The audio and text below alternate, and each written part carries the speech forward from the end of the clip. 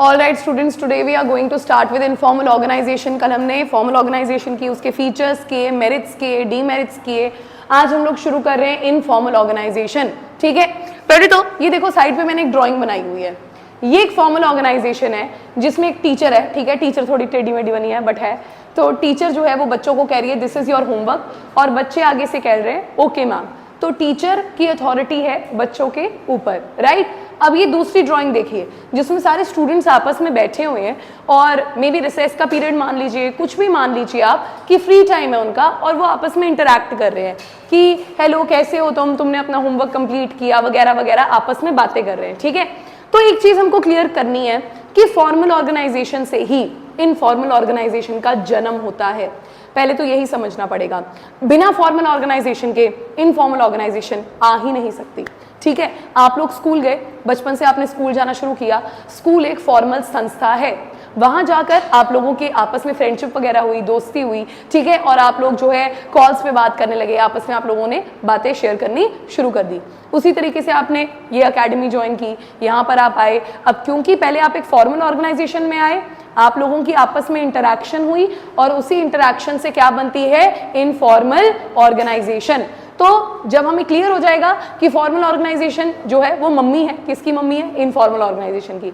तो यहाँ क्या लिखा हुआ है मैंने, देखो, interaction among people at work, जब काम पर लोग आपस में बातचीत करते हैं, gives rise to a network of social relationship, उससे एक नेटवर्क सा बन जाता है सोशल रिलेशनशिप्स का, किसके बीच में, among employees, and it is known as informal organisation.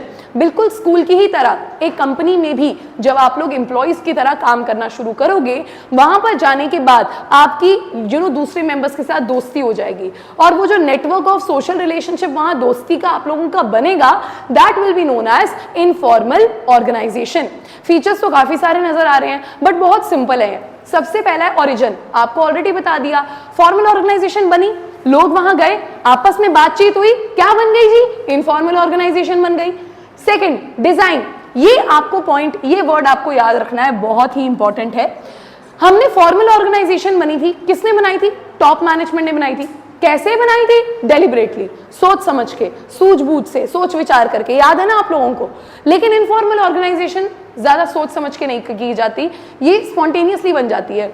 आप लोग यहाँ ट्यूशन आए, बहुत सारे बच्चों से आपने इंटरेक्शन की, फिर कुछ ऐसे बच्चे थे जिनके साथ आपका दिमाग बिल्कुल मेल खाता है। ठीक है, हमारे दोस्त कौन होते हैं, हमारे दोस्त वो होते हैं जो आइडेंटिकल तो नहीं कह सकती बट काफी ज्यादा बिल्कुल हमारी तरह होते हैं। काफी सिमिलैरिटीज हमें जिसमें मिलती है, हम उसको अपना दोस्त बना लेते हैं, लाइक माइंडेड पीपल कह सकते हैं। तो यहाँ पर जब सोशल इंटरेक्शन हुई तो स्पॉन्टेनियसली हमारी दोस्ती हो गई कुछ लोगों से, सोच समझ कर नहीं की हमने, ये डेलिबरेटली नहीं की, एकदम से होगी, स्पॉन्टेनियसली हो गई। ठीक है, चलिए आगे बढ़ते हैं। स्टैंडर्ड्स ऑफ बिहेवियर, यार फॉर्मल ऑर्गेनाइजेशन में तो बिहेवियर रूल्स और रेगुलेशंस के अकॉर्डिंग होना था, ये इनफॉर्मल ऑर्गेनाइजेशन में जो बिहेवियर होता है वो कैसे होगा। यार हर ग्रुप के ना अपने रूल्स होते हैं।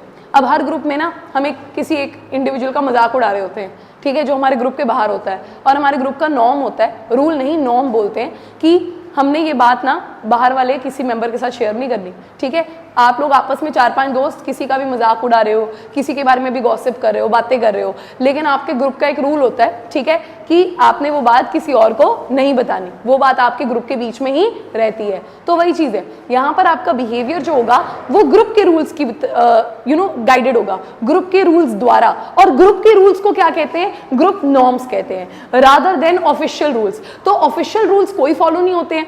ऑफिशियल रूल्स फॉलो कैसे होंगे, 4-5 दोस्तों का ग्रुप है, ऑफिस के क्या रूल्स फॉलो करेंगे वो, यार गल ना कर यार, पहला काम करन दे, ठीक है, गल नहीं करनी, पहला काम कर लो। ठीक है, ऐसे नहीं होता। फ्रेंडशिप में आपके अपने कुछ नॉर्म्स होते हैं, आप उनको फॉलो करते हुए बातें करते हो, राइट। अब आगे देखिए कम्युनिकेशन। क्या कम्युनिकेशन का कोई फिक्स्ड मतलब एक पाथ होता है जिसके थ्रू कम्युनिकेशन फ्लो करती है इनफॉर्मल में? नहीं, कोई भी किसी का भी दोस्त हो सकता है ना। हो सकता है कंपनी में एक सुपीरियर जो है वो अपने से नीचे वाले लेवल के सबऑर्डिनेट का बहुत अच्छा दोस्त हो, है ना, कुछ भी हो सकता है, कोई भी किसी के साथ भी दोस्ती बना सकता है, ये जो हमारा है कम्युनिकेशन के अंदर। ठीक है, चलिए आगे देखते हैं स्ट्रक्चर। क्या कोई फिक्स स्ट्रक्चर होता है इनफॉर्मल ऑर्गेनाइजेशन में? नहीं। मैंने अभी बताया कि कोई भी किसी से भी बात कर रहा है। यार मैं आपको एक और बात बताना चाहूंगी, इनफॉर्मल कम्युनिकेशन को ना ग्रेप वाइन नेटवर्क भी कहा जाता है। आपने ग्रेप्स तो खाए ही होंगे, तो ग्रेप्स का आपने वो देखा होगा जो बंच ऑफ ग्रेप्स होती है, तो उसकी स्टेम किसी भी डायरेक्शन में जा रही होती है ना। तो ये जो इनफॉर्मल ऑर्गेनाइजेशन है ना, इसमें भी बातचीत की कोई एक स्पेसिफिक दिशा है ही नहीं, आप किसी से भी बात कर सकते हो सकता है प्रोडक्शन डिपार्टमेंट का एक जो मैनेजर है वो सीईओ का फ्रेंड हो, या हो सकता है फाइनेंस डिपार्टमेंट का एक जो बंदा है वो मार्केटिंग डिपार्टमेंट के किसी मैनेजर का फ्रेंड हो। तो कोई भी किसी का भी फ्रेंड हो सकता है, किसी के भी साथ इंटरेक्शन हो सकती है। तो कोई भी स्पेसिफिक स्ट्रक्चर यहाँ पे हमको देखने को नहीं मिलता। Let's talk about authority. Her group का ना एक लीडर होता है ना, हमारे फ्रेंड सर्कल में भी एक बंदा ऐसा जरूर होता है जो थोड़ा डोमिनेटिंग हो। अब वो डोमिनेटिंग होता कैसे है, वो पावर उसके पास आती कैसे है? क्या सीईओ ने बुलाकर बोला कि देखो कविश, प्रभमीत, रुशल, तुम तीनों में से कविश की लीडरशिप क्वालिटीज अच्छी हैं तो तुम दोनों इसकी बात मानोगे? ऐसा तो कुछ नहीं हुआ। ये तो बंदे की पर्सनल क्वालिटी के चलते हुए उसको ग्रुप का लीडर माना जाता है। समझ रहे हो ना? जैसे हमारे ग्रुप में से एक होता है ऐसा जो बाकियों को कॉन्फिडेंस दिला देता है, यार आज टेस्ट नहीं देना, जैसे ही मैम आएंगे सारे मेरे साथ दियो, हम इकट्ठे बोल लेंगे टेस्ट नहीं देना, ठीक है? वो लीडर कई बार अकेला भी रह जाता है बेचारा, बाकी बंदे मुकर भी जाते हैं। तो ये जो होती है, जो अथॉरिटी होती है, जो पावर होती है, उसमें वो पर्सनल क्वालिटीज के कारण आती है। जैसे कोई इंसान इतना करेजियस नहीं होता, इतना बोल्ड नहीं होता, दूसरा इंसान बहुत ज्यादा बोल्ड हो जाता है ना? तो ये पर्सनल क्वालिटीज के कारण पावर आती है। तो टोटल 6 हैं। पहला है ओरिजिन। ओरिजिन इनफॉर्मल ऑर्गेनाइजेशन का कहां से हुआ है? फॉर्मल से। नंबर 2, डिजाइन कैसे की गई है? ये स्पॉन्टेनियसली डिजाइन हुई है, कुछ सोच समझ के हमने नहीं किया। स्टैंडर्ड्स ऑफ बिहेवियर, कंपनी के हम फॉलो नहीं करें, हमारे ग्रुप के अपने रूल चल रहे हैं, अलग ही नॉर्म्स, हम उनको फॉलो करेंगे। कम्युनिकेशन किसी भी डायरेक्शन में हो सकती है, स्ट्रक्चर कोई फिक्स्ड नहीं है। पावर किस इंसान के पास कितनी होगी ये डिपेंड करता है उस बंदे की पर्सनल क्वालिटीज के ऊपर, कि उस इंसान की अंदर लीडरशिप क्वालिटीज हैं या नहीं है। जैसे अब एक इंसान होता है, उसके अंदर एक ऐसी क्वालिटी होती है कि वो सबको अपना दोस्त बना लेता है। एक इंसान होता है जो थोड़ा इंट्रोवर्ट होता है, लोगों से ज्यादा बात नहीं करता। एक इंसान थोड़ा लीडरशिप क्वालिटीज वाला होता है। एक होता है बस आए, अपना काम किया, घर चले गए, किसी से कोई लेना देना नहीं। ये चीज समझ में आ गई सबको?